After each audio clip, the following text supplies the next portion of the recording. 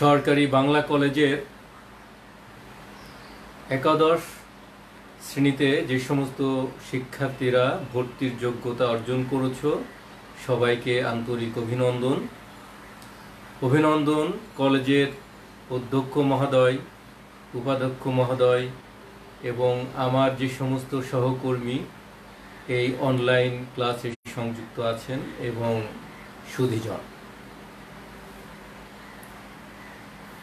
এই যে শিক্ষার্থী তোমরা আমাদের সাথে অনলাইন ক্লাসে সংযুক্ত আছো, আমার কলেজের অধ্যক্ষ মহোদয়, আমার কলেজের তোমাদের শ্রদ্ধেয় শিক্ষক মণ্ডলী, আমার সহকর্মী বৃন্দ এবং আমরা সবাই, এই যে এতগুলো পরিচয়, এই পরিচয়ের বাহিরেও আমাদের আরেকটি পরিচয় আছে। সেটি কি? আমরা সবাই মানুষ। এই যে সবাই মানুষ, এই মানুষ হিসেবে আমাদের কিছু কিছু দায়বদ্ধতা আছে এবং কিছু যোগ্যতা আমাদের অর্জন।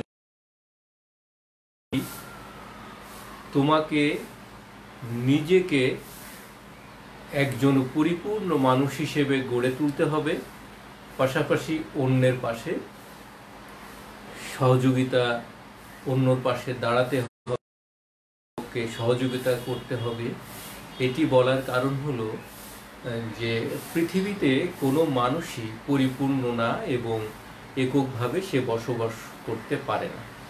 আমি যদি উদাহরণ হিসেবে তোমাদেরকে বিল গেটসের কথা বলি, যে তিনি পৃথিবীর সবচেয়ে বড় ধনী ব্যক্তি এবং তাকে অন্য মানুষের কোনো সহযোগিতা ছাড়াই একা একা বেঁচে থাকতে হবে। সেটি কোনো অবস্থাতেই কখনো সম্ভব হবে না। আমি যদি বলি যে সেই কৃষকের মতো ধান ফলাবে, গম ফলাবে এবং যাবতীয় কার্যক্রম সম্পন্ন করে তিনি একা বেঁচে থাকবেন, এটি কিন্তু তার পক্ষে কোনো অবস্থাতেই সম্ভব নয়। তাহলে এই যে মনে করো আমি তোমাদের ক্লাস নিচ্ছি, আখতারুজ্জামান চৌধুরী, রসায়নের সহকারী অধ্যাপক। আমি যদি মনে করি যে আমি একদম পরিপূর্ণ একজন মানুষ, সেটিও আমার পক্ষে কখনোই বলা সম্ভব হবে না। ইভেন তোমার পক্ষেও এটি বলা কখনোই সম্ভব হবে না। তো সেটি বলার কারণ এই যে আমি শুরুতে বললাম যে তোমাকে একজন পরিপূর্ণ মানুষ হিসেবে গড়ে উঠতে হবে। আর পরিপূর্ণ মানুষ হিসেবে গড়ে উঠতে হলে কতগুলো দিক আমাদের খেয়াল রাখতে হবে। তার আগে আমি তোমাদেরকে জিজ্ঞাসা করি, তোমরা কি আমার এই অনলাইন ক্লাসের সাথে সংযুক্ত হয়েছো? আমি একটু দেখি যে তোমরা সংযুক্ত হতে পেরেছো কি না। হ্যাঁ, তোমরা আমার এই ক্লাসের সাথে সংযুক্ত হতে পেরেছো। সবাইকে আবারও উষ্ণ অভিনন্দন জানাচ্ছি।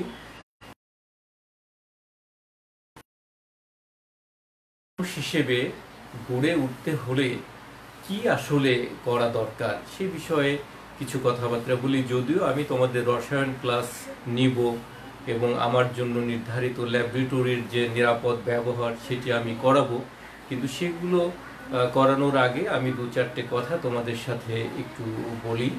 সেটি হলো এরকম যে একটি পরিপূর্ণ মানুষ হিসেবে গড়ে উঠতে হলে আমাদের মানুষের জীবনের কতগুলো খণ্ড খণ্ড চিত্র খেয়াল করতে হবে। কীরকম? মনে করো প্রত্যেকটা মানুষেরই জীবনের একটি, দুটি, তিনটি, চারটি বাক পরিবর্তন থাকে। যেমন এই যে তোমরা সরকারি বাংলা কলেজে ভর্তি হয়েছ, 2 বছর আমাদের সাথে, 2 বছর হওয়ার পর প্রত্যাশা করি একটি সুন্দর রেজাল্ট করে উচ্চ মাধ্যমিক পাশ করবে। এই যে সুন্দর একটি রেজাল্ট করে তুমি উচ্চ মাধ্যমিক পাশ করবে, এই রেজাল্টটি তোমাকে বলে দেবে তুমি এই সমাজে কি অবস্থায় বসবাস করবে। তুমি কি একজন চিকিৎসক হবে, নাকি তুমি একজন প্রকৌশলী হবে, নাকি তুমি একজন শিক্ষক হবে, নাকি কি হবে, এটি কিন্তু নির্ধারণ করে দেবে। তাহলে বোঝা যাচ্ছে যে এই যে ইন্টারমিডিয়েট পিরিয়ডটা 2 বছর তোমার জীবনের খুব বড় একটি পরিবর্তনের, একটি বাক পরিবর্তনের দিক। আমি যদি আরেকটু ভালোভাবে একটু বোঝাবার চেষ্টা করি, মনে করো যে মানুষের জীবনে কতগুলো অনির্দিষ্ট বিষয় আছে যেটি সে কখনোই জানে না। যেমন একজন মানুষ কখনোই জানে না সে কবে কখন জন্মগ্রহণ করবে, একজন মানুষ সে কবে মৃত্যুবরণ করবে। তাহলে নির্দিষ্ট বিষয়, শুধুমাত্র মাঝখানের যে বিষয়টা সেটা আমরা জানি। আমরা না জানি আমাদের সেই জন্মের লগ্ন, আমরা না জানি আমাদের মৃত্যুর ক্ষণ, শুধু মাঝখানে জানি। মানুষের গড়ায়ু হয়ে থাকে, তাহলে একটি মানুষকে পরিপূর্ণ গড়ে উঠতে মোটামুটি ধরে নেওয়া যায় এই 25। 75 থেকে 25 বছর তুমি যদি বাদ দাও, তোমার হাতে থাকলো 50 বছর। এই 50 বছরই আসলে মানুষের জীবনের একটি পরিপূর্ণ সময়। তো ওই যে বাক পরিবর্তনের কথা আমি বলছিলাম, আমরা যদি এই 75 বছর সময়টাকে এইভাবে একটু ভাগ করি, তুমি যখন জন্মগ্রহণ করেছিলে, সেই জন্ম লগ্ন থেকে যেদিন তুমি উপর হওয়া শিখেছিলে, সেটি ছিল তোমার জীবনের একটি গুরুত্বপূর্ণ বাক পরিবর্তন। যেদিন তুমি বসা শিখেছিলে, সেদিন ছিল তোমার জীবনের আরেকটি বাক পরিবর্তন। যেদিন তুমি হাঁটি হাঁটি পা পা করে হাঁটতে শিখেছিলে, সেদিন তোমার ছিল আরেকটি বাক পরিবর্তন। যেদিন তুমি প্রথম বিদ্যালয়ে গিয়েছিলে, সেটি ছিল তোমার জীবনের আরেকটি বাক পরিবর্তন। আজকে তুমি সরকারি বাংলা কলেজে ভর্তি হয়েছ বিজ্ঞান বিভাগে উচ্চ মাধ্যমিক শ্রেণীতে, এটি তোমার জীবনের আরেকটি বাক পরিবর্তন। পাশ করার পরে যখন তুমি কোনো একটি উচ্চশিক্ষা, সেটি হবে তোমার জীবনের আরেকটি বাক পরিবর্তন। এইভাবে আস্তে আস্তে যখন চাকরি পাবে, সংসার হবে, দায় দায়িত্ব আসবে, তো এইগুলোই মানুষের একটি একটি করে বাক পরিবর্তন। এই কথাগুলো বলার অর্থ হলো এই যে তোমরা যে সময়টা এখন পার করছো, এই যে আমাদের 50 বছর একটি টাইম, বা টোটাল এজ যদি ধরি 75 বছর, তো সেই সময়টা তুমি এই সমাজে কিভাবে পার করবে, সময়সূচিটা হচ্ছে এখন এই 2 বছর। তুমি এখন যত সুন্দর রেজাল্ট করবে, তুমি জীবনে তত সুন্দরভাবে বসবাস করতে পারবে এবং তত ভালোভাবে চলতে পারবে। তাহলে এই 2 বছর তোমার কিসের সময়? শেখার সময়। এখন আমি বলি যে আসলে শেখার কৌশলটা কি হবে। একজন মানুষ তো আর সব জানবে না। একজন মানুষের জন্য নির্ধারিত যে বিষয়টা, সেটি তোমাদের পরিপূর্ণভাবে শিখতে হবে। আমি যদি একটু উদাহরণ দিয়ে ব্যাপারটা বোঝাই, যে তোমার কোনো জিনিস আহরণ বা শিক্ষকের সাথে এই যে পরস্পরের সহযোগিতা, তুমি কিভাবে শিখবে একজন শিক্ষকের কাছ থেকে, তুমি কিভাবে শিখবে তোমার বন্ধুর কাছ থেকে, তুমি কিভাবে শিখবে তোমার পিতামাতার কাছ থেকে, তুমি কিভাবে শিখবে এই সমাজ থেকে। শেখার যে একটু দুটি উদাহরণ দিয়ে তোমাদেরকে বলি, তাহলে প্রথম যেটি হচ্ছে, সেটি তোমাকে শিখতে হবে এবং যথাসময়ে যথা কাজটি করতে হবে। প্রথম তাহলে শেখার মানসিকতা, আর দ্বিতীয়ত যথাসময়ে যথা কাজটি করে। এ প্রসঙ্গে আমি তোমাদের ছোট্ট দুটি গল্প বলি। সেটি হচ্ছে যে, মনে করো সবাই আমরা সক্রেটিসের নাম জানি। আজ থেকে 2500 বছর পূর্বে তিনি এথেন্সে জন্মগ্রহণ করেছিলেন, গ্রিসের এথেন্স নগরীতে বাস করতেন। তো একদিন সক্রেটিস অ্যাপোলো মন্দিরের পাশ দিয়ে যাচ্ছেন। তো যাওয়ার পথে অ্যাপোলো মন্দির থেকে দেবী তাকে দৈববাণী শোনালো এবং দেবী তাকে বললেন যে, সক্রেটিস, তুমি এই এথেন্স নগরীর সর্বাপেক্ষা জ্ঞানী ব্যক্তি। তো সক্রেটিস কিন্তু কখনো সেটি মনে করতেন না তিনি এথেন্স নগরীর সর্বশ্রেষ্ঠ জ্ঞানী ব্যক্তি। অনেকটা ব্যাপারটা এরকম, ধরো তোমাদের ভেতরেই যদি আমি একজন ছাত্রের নাম বলি হিমাদ্রি, তো নাম হচ্ছে হিমাদ্রি, ছাত্রের নাম। আবার মনে করো কোনো একজন ছাত্রীর নাম মনে করো নীলপরি, কোনো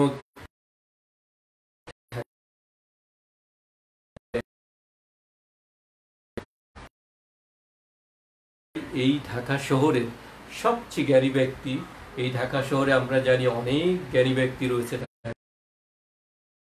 বিশেষজ্ঞ রফিকুল ইসলাম, তারপরে সম্প্রতি সময়ে আনিসুজ্জামান স্যার, তারপরে জামুলুর রেজা চৌধুরী মারা গেলেন, জাফর ইকবাল স্যার আছেন, এখনো অনেক জ্ঞানী ব্যক্তি আছেন। আমাদের মন্ত্রী ডাক্তার দীপু মনি, আমাদের সচিব মহোদয় মাহবুব স্যার, আমাদের ডিজি মহোদয় সৈয়দ ফারুক স্যার, এনারা সবাই কিন্তু যথেষ্ট জ্ঞানী ব্যক্তি। আমাদের কলেজের অধ্যক্ষ মহোদয় প্রফেসর ফেরদৌসী খান, আমাদের জাহাঙ্গীর স্যার অধ্যক্ষ মহোদয় আছে, আমাদের বিভাগের বিভাগীয় প্রধান প্রফেসর অরুণ কুমার রাহা, আমরা সবাই কিন্তু জানি না জ্ঞানী ব্যক্তি।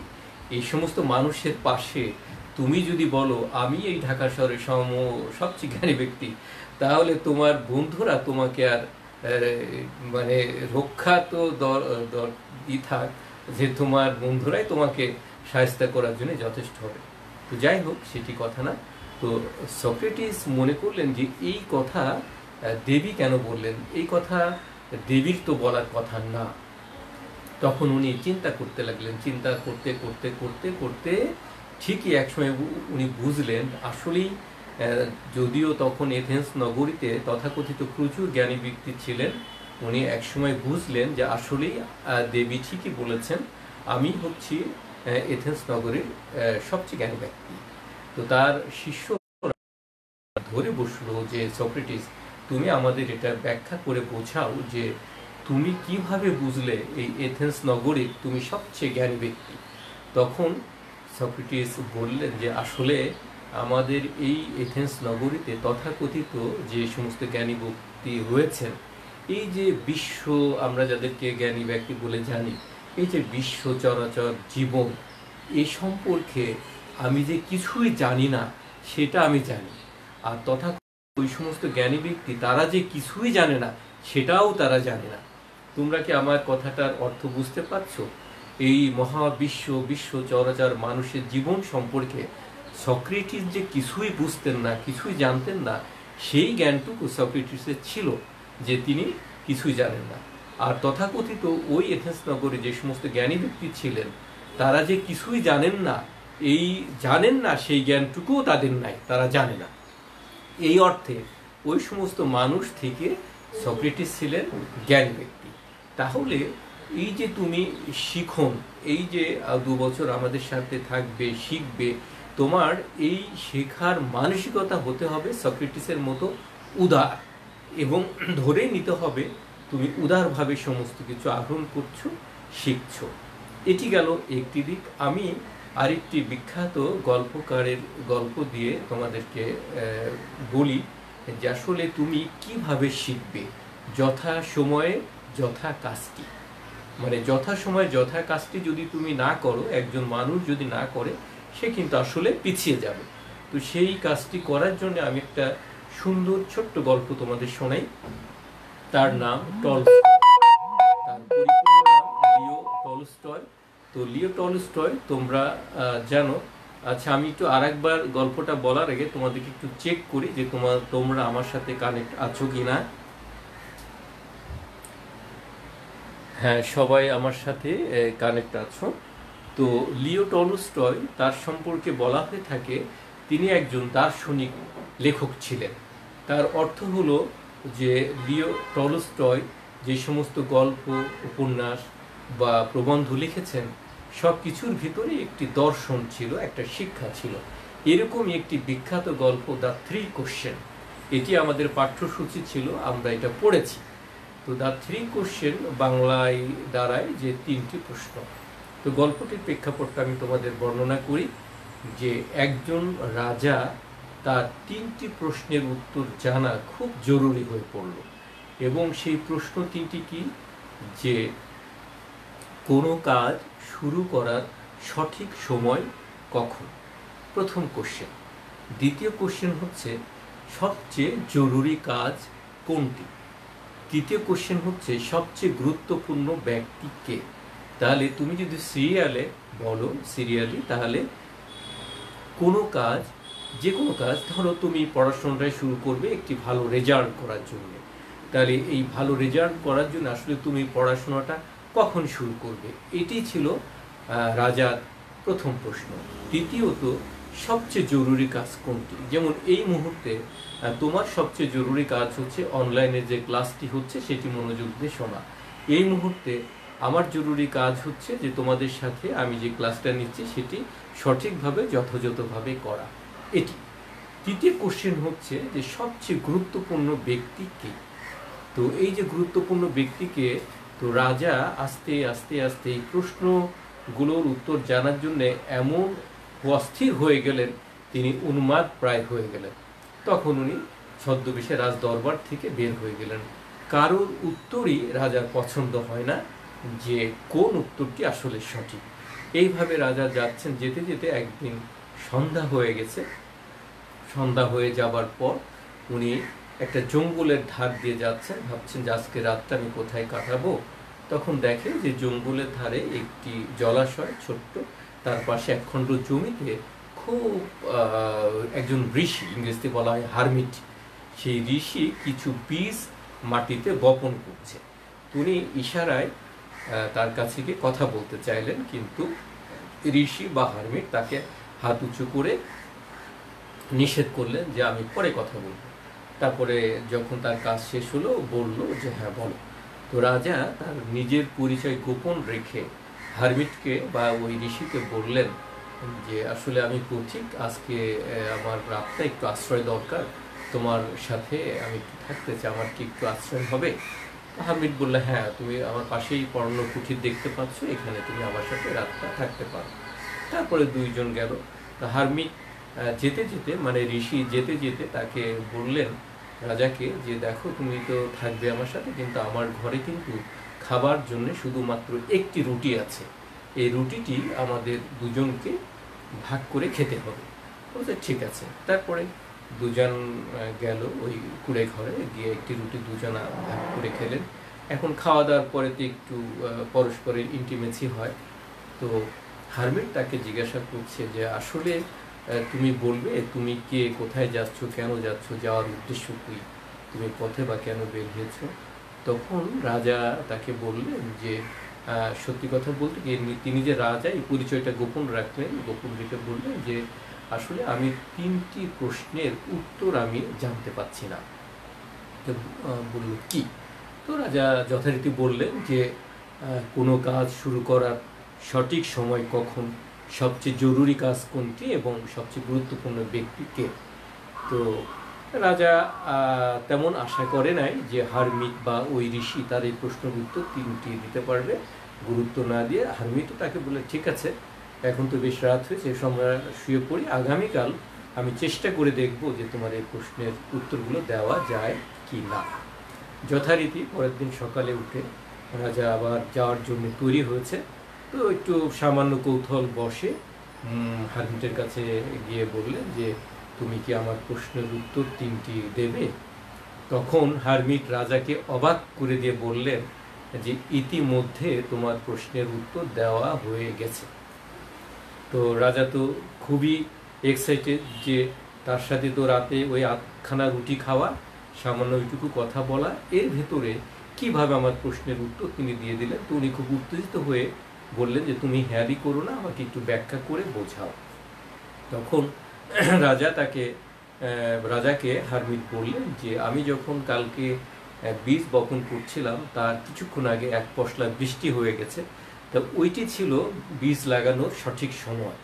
তার মানে হলো যদি তখন আমি না লাগাই তাহলে এই বীজটা ঠিক মতো অঙ্কুরোদ্গম হতো না। তার মানে এই দাঁড়ালো যে যে কোনো কাজ শুরু করার সঠিক সময় এখন, জাস্ট নাও। এটি দেখো, এই যে শত শত বছর পরে এসেও তুমি তোমার জীবনে প্রয়োগ করতে পারো। তুমি যদি বলো শুধু তোমার পড়াশোনায় না, যে কোনো কাজ শুরু করার সঠিক সময় কখন, তখন সেটা ফেলে না রেখে এই মুহূর্তেই শুরু করতে হবে, তাহলে পরিপূর্ণ সাকসেস আসবে। রাজা খুবই খুশি হলেন যে হ্যাঁ, এটি হলো পারফেক্ট উত্তর। তারপরে বললেন যে দ্বিতীয় প্রশ্নের উত্তর জরুরি কাজ, এটি হলো নির্ধারিত সময়ের জন্যে যে কাজটা নির্ধারিত আছে। যেমন তোমাদের ক্ষেত্রেই বলি, এখন তোমার বাবা আছেন, মা আছেন, আমার কলেজের অধ্যক্ষ আছেন, আমার বিভাগের প্রধান আছেন, কিন্তু সবার কাজের থেকে তোমার কাজ এখন এই যে অনলাইনে ক্লাসটা আমি নিচ্ছি, এই ক্লাসের কথাবার্তাগুলো শোনা। আমি কি বোঝাতে পারলাম? তাহলে আমাদের এই যে 11টা 20 থেকে 12টা পর্যন্ত এই 40 মিনিট সময়, এই সময়টা তোমার সবচেয়ে জরুরি কাজ তোমার এই অনলাইনের ক্লাসটি করা। তৃতীয় প্রশ্নের উত্তর, যে সবচেয়ে গুরুত্বপূর্ণ ব্যক্তি কে? যেমন ধরো আমার এই দেশে প্রধানমন্ত্রী আছে, মহামান্য রাষ্ট্রপতি আছে, আমার মন্ত্রী আছে, আমার ডিজি আছে, আমার প্রিন্সিপাল আছে, আমার মা বাবা সবাই আছে, কিন্তু ঠিক এই মুহূর্তে আমার কাছে সবচেয়ে গুরুত্বপূর্ণ মানুষ বা ব্যক্তি হচ্ছে তোমরা। কারণ তোমাদের এই নির্ধারিত সময়ের জন্য তোমাদের সাথে আমার একটি ক্লাস অ্যাসাইন করা আছে। কেমন? অনুরূপভাবে ঠিক এই 40 মিনিটের জন্যে তোমার যত ঘনিষ্ঠ মানুষ থাক, তোমার যত গুরুত্বপূর্ণ মানুষ থাক, এই আখতারুজ্জামান চৌধুরী রসায়নের সহকারী অধ্যাপক, তিনিই হচ্ছে তোমাদের কাছে সবচেয়ে গুরুত্বপূর্ণ ব্যক্তি। আমি কি বোঝাতে পারলাম? তাহলে দেখো যে তুমি যদি রসায়নে সবচেয়ে ভালো করতে চাও, তুমি রসায়নের পাশাপাশি অন্য অন্য যে সাবজেক্টগুলো আছে ইন্টারমিডিয়েটে, সেগুলোতে যদি ভালো করতে চাও, তাহলে সক্রেটিসের মতো তোমার মানসিকতা হতে হবে। তাহলে লিও টলস্টয়ের এই 3 কোশ্চেন গল্পের যে শিক্ষা, সেই শিক্ষা তোমার জীবনে প্রয়োগ করতে হবে। প্রয়োগ করলেই আমরা পরিপূর্ণ একজন মানুষ হতে পারব। তাহলে আমি কি বোঝাতে পারলাম যে তোমাদের জীবনে যে সমস্ত বাক পরিবর্তনগুলো আছে একটা একটা করে বললাম, এবং প্রত্যেকটা বাক পরিবর্তনই যে খুব গুরুত্বপূর্ণ। আজকে তোমরা যার যার বাসায় ফিরে গিয়ে তোমার মায়ের কাছে জিজ্ঞাসা করো যে মা, আমি যেদিন উপুর হয়েছিলাম সেদিন তোমার অনুভূতি কি ছিল? মা, আমি যেদিন বসতে শিখেছিলাম সেদিনের অনুভূতিটা আমাকে একটু শোনাও। আমি যখন এক ফোঁটা পানির মতো টলটলায়মান হয়ে হাঁটতে শিখেছিলাম সেদিন তোমার অনুভূতি কি ছিল? তোমার কাছের মানুষের কাছে জিজ্ঞাসা করে দেখো। ঠিক ওরকম প্রত্যেকটা মানুষের জীবনেরই বাক পরিবর্তনগুলো খুবই গুরুত্বপূর্ণ, এবং এই 2 বছর আমাদের সাথে তোমরা থাকবে, সেই থাকার সময়টা যাতে তোমাদের অনেক সুন্দর হয়, আনন্দদায়ক হয়, আমি সেই প্রত্যাশাই করব। আর আরেকটি কথা হলো, সেটা কেমিস্ট্রি হোক, ম্যাথমেটিক্স হোক, ফিজিক্স হোক, বাংলা যাই হোক না কেন, সমস্ত পড়াশোনাগুলো আনন্দদায়ক এবং সরলভাবে, জটিল করে কোনো কিছু ভাবা যাবে না, সুন্দর করে আমরা আজকে ভাবব। ধরো আমি রসায়নের অন্য স্যার বা তোমরা যারা পড়াশোনা করেছো রসায়নের সংজ্ঞাটা জেনেছো, কিন্তু আমরা যদি বিষয়গুলো একটু সহজ করে বলার চেষ্টা করি, আজকে রসায়নের সংজ্ঞা দিয়েই আমি আমার কাজটা শুরু করি। ধরো আজকে আমার এই ক্লাসের সাথে তোমরা যারা সংযুক্ত হয়েছ, আমি রসায়নের এখন যে সংজ্ঞাটা তোমাদের শিখিয়ে দিব, প্রত্যাশা করি সেটি তোমাদের চিরজীবন মনে থাকবে। মনে করো, রসায়ন হচ্ছে বিজ্ঞানের একটি শাখা, তো সেই শাখাতে রসায়নের সংজ্ঞাটা কি হবে সেটি একটু উদাহরণ দিয়ে বোঝাই, তাহলে তোমাদের শুরু হবে, মানে বুঝতে সুবিধা হবে। তোমরা আমার সাথে যারা সংযুক্ত হয়েছো, আমি প্রত্যাশা করি সবাই কোনো না কোনো সময় মিষ্টি জাতীয় দ্রব্য খেয়েছো। ইভেন আজকে সকালেও অনেকেই মিষ্টি জাতীয় খাবার খেয়েছো, চিনি খেয়ে এসেছো। তাহলে যদি তুমি চিনি খেয়ে আসো, তো এই যে চিনি তুমি খেয়ে এসেছো, আচ্ছা আমার ফোনে সাউন্ড হচ্ছে, আমি দেখি যে তোমাদের দেখতে বা শুনতে কোনো সমস্যা হচ্ছে কিনা, একটু দেখি।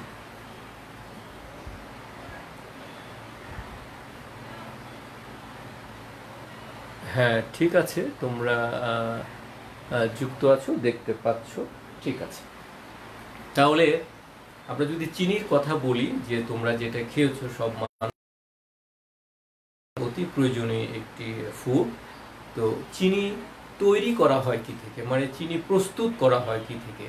আমরা সবাই জানি চিনি প্রস্তুত করা হয় আখ থেকে, মানে সাধারণ বাংলায় কুসুম থেকে চিনি তৈরি করা হয়ে থাকে। তারপরে চিনির গঠনটা কি দেখে আকাশে উড়ে যাবে, তাহলে এটি একটি চিনির ধর্ম। তাহলে এই যে কথাগুলো, এইগুলো হচ্ছে চিনির ধর্ম। তাহলে প্রথম গেল হলো চিনির প্রস্তুতি, দ্বিতীয় হলো চিনির গঠন, মানে কার্বন, হাইড্রোজেন, অক্সিজেন দ্বারা গঠিত। চিনির প্রতি অণুতে 12টি আছে কার্বন পরমাণু, 22টি আছে হাইড্রোজেন পরমাণু এবং 11টি আছে অক্সিজেন পরমাণু। তো এটি হলো চিনির গঠন। ধর্মর কথা সবাই বলে, একটু বাসাতে জোরে জোরেই বল। বাসাতে যারা যেখানে যে অবস্থায় ক্লাস করছো তারা আমার সাথে সাথে রসায়নের সংজ্ঞাটা একটু জোরে জোরেই বলো, যে বিজ্ঞানের যে শাখায় পদার্থের প্রস্তুতি, গঠন ও ধর্ম এবং ব্যবহার পর্যালোচনা বা আলোচনা করা হয়। আমি আবার বলি, বিজ্ঞানের যে শাখায় প্রস্তুতি, গঠন, ধর্ম ও ব্যবহার আলোচনা করা হয় তাকে, আবার রিপিট করি, বিজ্ঞানের যে শাখায় পদার্থের প্রস্তুতি, গঠন, ধর্ম ও করা হয় বা আলোচনা করা হয় তাকে রসায়ন বলে। কেউ কেউ যদি এভাবে বলতে চাও, বিজ্ঞানের যে শাখায় মৌল বা যৌগের প্রস্তুতি, গঠন, ধর্ম ও ব্যবহার আলোচনা করা হয় তাকে রসায়ন বলে। আবার বলি, বিজ্ঞানের যে শাখায় মৌল বা যৌগের প্রস্তুতি, গঠন, ধর্ম ও ব্যবহার আলোচনা করা হয় তাকে রসায়ন। তাহলে এই যে রসায়নের কথা, তাহলে এই রসায়নের বিষয় ব্যাখ্যা করার দাবি রাখে। প্রথম হলো ওই পদার্থটি কিভাবে প্রস্তুত করা হয়েছে, তারপরে ওই পদার্থটি কি কি দ্বারা গঠিত, অর্থাৎ ওর ভিতরে কি কি পরমাণু আছে সেটি। তৃতীয়ত হলো ওই পদার্থের ভৌত এবং রাসায়নিক ধর্মটা কি হবে, এবং সবশেষে 4 নম্বর যেটি, সেটি হলো যে এটি কি কাজে লাগে। মূলত কেমিস্ট্রি বা রসায়নের কাছে এই 4টি বিষয় আমাদের জানতে হবে। তো এটি গেল আমাদের রসায়নের ডেফিনিশন। আজকে আমি রসায়নের ইতিহাস নিয়ে তোমাদের সাথে একটু কথা বলি, যেহেতু এই সাবজেক্টটা আমাদের বিজ্ঞানের একটি সাবজেক্ট, সেজন্য একটু ভালো করে বুঝতে হলে এর একটু হিস্ট্রিটাও আমাদের জানা দরকার, যে এর সূচনা পর্বটা কি ছিল। আর এগুলো জানা দরকার এই কারণে যে তোমাদের যে প্রতিযোগিতামূলক পরীক্ষা হয় সেই সমস্ত পরীক্ষাতেও এই বেসিক কনসেপ্ট থেকে প্রশ্নগুলো আসে। তো আসো আমরা এই যে মানব সভ্যতা, এই সভ্যতা ধরে নেওয়া হয় মোটামুটি আমরা যেভাবে এখন সভ্য জগতে বসবাস করছি এটির বয়স 10,000 বছর। এই 10,000 বছরের পূর্বে, এই 10,000 বছরের পূর্বে মানুষ ছিলেন, তারা বসবাস করতেন। 20-30 এমনকি 1 লাখ বছর আগেও মানুষ ছিলেন, কিন্তু তখনকার মানুষ এই আমাদের মতো সভ্য হয়ে সুন্দরভাবে বসবাস করতেন না। তো মোটামুটি আমাদের কাছে যে দালিলিক প্রমাণ আছে সেটি হলো আজ থেকে 30,000 বছর পূর্বে। আজ থেকে 30,000 বছর পূর্বে ফ্রান্সের আলতামিরা একটি পর্বত গুহায়, আলতামিরা যে পর্বত, সেই পর্বত গুহার ভেতরে তখনকার আদিবাসীরা বিভিন্ন পশু, বিভিন্ন জানোয়ারের লাল রঙের চিত্র এঁকেছিলেন। তারা যখন শিকারে যেতেন, শিকারটা তারা যাতে সহজে শিকার করতে পারে কোনো জানোয়ার, সেই দেওয়ালে আলতামিরা পর্বত গুহার লাল রং দিয়ে এঁকে সেটাকে পূজা বলো বা অন্য প্রণাম করো সেটা করে তারপরে তারা শিকারে বের হতেন। তাহলে ওই যে লাল রং, রঞ্জন, এটি একটি ছিল কিন্তু রাসায়নিক উপাদান, যদিও তখন রসায়ন বলতে কিছু ছিল না। তো বলতে পারো যে দালিলিক প্রমাণ হিসেবে যে আজ থেকে 30,000 বছর পূর্বে এই রসায়নের সূচনা হয়েছিল ফ্রান্সের আলতামিরা পর্বত গুহার ভেতর দিয়ে লাল রং সৃষ্টির মধ্য দিয়ে। এটি গেল আমাদের সেই 30,000 বছর পূর্বের কথা। আমাদের উপমহাদেশ সেই অজন্তা, ইলোরা, এটিও পর্বত গুহা, এখানেও ঠিক এই ধরনের অনেক কিছু নমুনা পাওয়া যায়, 1000 বছরের পূর্বের ইতিহাস সেগুলো। এবার আমরা আরও এদিকে চলে আসি যে 5,000 বছর পূর্বে ফারাও যে রাজারা ছিলেন সেই ফারাও রাজারা মানে মিশরে তারা বিশ্বাস করতেন যে মৃত্যুর পরে আবারও মানুষ এক সময় জেগে উঠবে, মৃত্যুর পরে মানুষ এক সময় জেগে উঠবে। তো তখন মানুষের দেহকে তারা মমি করে রাখতেন, তারা মানুষের দেহকে মমি করে রাখতেন এবং এই মমি করার জন্যে প্রায় 70 রকমের রাসায়নিক দ্রব্য প্রয়োজন হতো। তো তার ভিতরে একটি ছিল মমি বৃক্ষের ছাল, সেটির নির্যাস। তোমরা শুনে খুশি হবে যে এই বাংলাদেশে একটি মমি বৃক্ষ আছে, এই ঢাকা শহরেরই ঢাকা বিশ্ববিদ্যালয়ের এখন যেটা লেদার টেকনোলজি ইনস্টিটিউট, সেখানে একটি মমি বৃক্ষ আছে, খুবই সুন্দর। সেই বৃক্ষের ছাল লাগতো এই মমি সংরক্ষণের জন্য। আমি যে বললাম 70 প্রকার রাসায়নিক দ্রব্য প্রয়োজন হতো, তার ভিতরে এটি একটি ছিল। তাহলে বলতে পারো এটিও ছিল কিন্তু রসায়নেরই একটি বিষয়। এরপরে আমরা আরও এদিকে চলে আসি। আজ থেকে 3000 বছর পূর্বে চীনের একজন সম্রাট ছিলেন, তার নাম ছিল অং নাং। এই অং নাং তার পৃষ্ঠপোষকতায় চীনের যারা চিকিৎসক ছিলেন তারা প্রায় 2800 থেকে 3000 গাছের একটি তালিকা করেছিলেন। সেই গাছগুলো ছিল ভেষজ বৃক্ষ বা ভেষজ উদ্ভিদ। এই গাছগুলো মানুষের বিভিন্ন রোগ ব্যাধি সারার কাজে ব্যবহার হতো। এটি ছিল 3000 বছর পূর্বের কথা। তারপরে 1000 বছর পূর্বে আরবরা একটি কাজ করতেন, তারা হচ্ছে ম্যাজিক স্টোন বা পরশ পাথর, আর আরেকটি হলো বিশেষ পানীয় যেগুলো খেলে মানুষ সারা জীবন যুবক থাকবে। আর পরশ পাথর হচ্ছে কোনো কিছুর সাথে ছোঁয়ালেই যেন সেটি একটি উন্নত ধাতুতে বা সোনাতে পরিণত হয়, এরকম একটি বিষয়। তাহলে দেখা যাচ্ছে যে 1000 বছর পূর্বে আরবের এই যারা ছিলেন তারা এই কাজটি করতেন এবং এই মানুষগুলোকে বলা হতো আলকেমি। এবং ওই যে যারা যে কাজগুলো করতেন মাটির পাত্রে, সেই মিশরে যেমন আমাদের দেশে এঁটেলো মাটি দিয়ে মাটির পাত্র তৈরি করে, তো কালো জমিকে মিশরে বলা হয় কিমিয়া।